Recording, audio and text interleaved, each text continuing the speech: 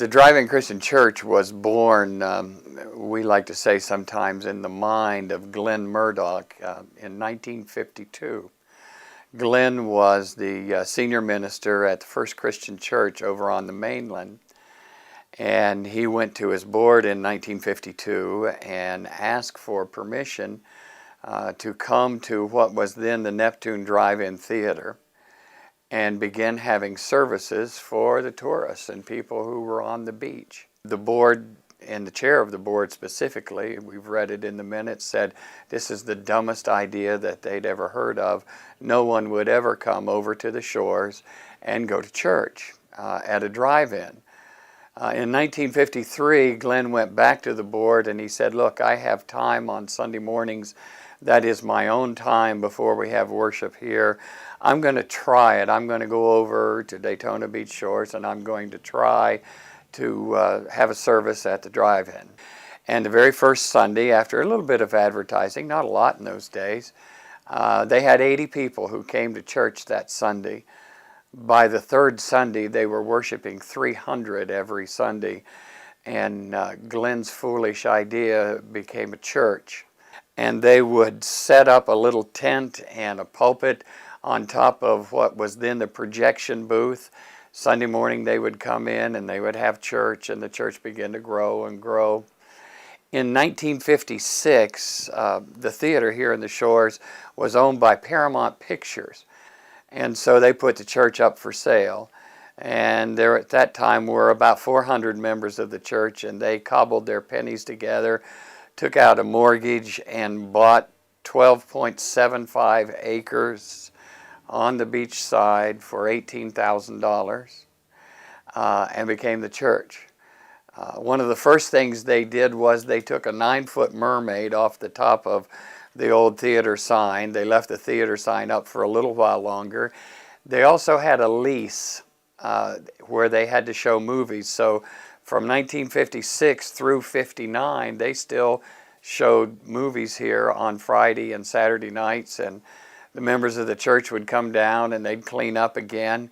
Then in 59, the lease ran out for the movies, and they began the process of taking down the screen and building the church as it's constituted today. There were those 80 members of the First Christian Church who were actually the charter members of this church. We have grown from those 80 to now, in the year 2008, we have 1,150 full-time members. We have about 230 associate members, and the church is still going strong. The first actual budget they had was in '54, and their first budget was $12,500. And that was just to cover expenses. Glenn was still being paid as the minister of First Church, so they had absolutely no staff at all. That was just the first budget. Our budget for the coming year is pushing $450,000.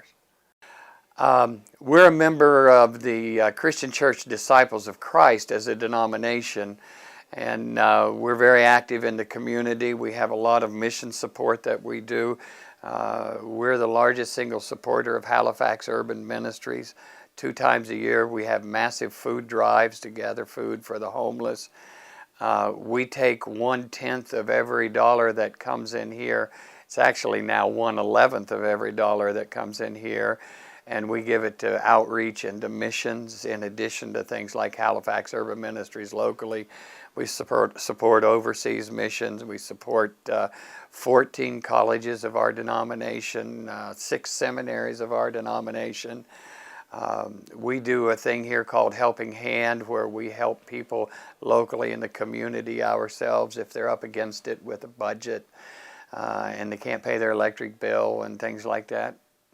I'm the third pastor here. The founding pastor was Glenn Murdoch. And then the second pastor was Wallace Pomplin, and I came here in 1995 and have been here ever since. Our priorities are basically biblical based. It's still go ye therefore into all the world and preach the gospel and baptize people in the name of Jesus Christ. Our secondary priority is to have an impact in the community of Daytona Beach Shores. We have this wonderful partnership with the city. I have never been involved in a community that is so involved in the lives of the citizens who are here and who care about the quality of life and how they do. The old saying used to be, life is better here. I think the leadership of our community has been outstanding over the years I have been here, and I watch as they do things for the betterment of the people. If I had all the money in the world and could do anything that I wanted to do, I would probably do everything I could to help those in our community who are down and out and need lots of problems.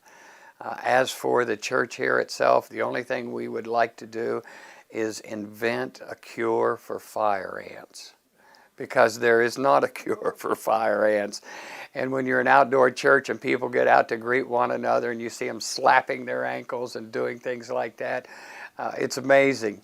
Our biggest problems you don't find in an indoor church.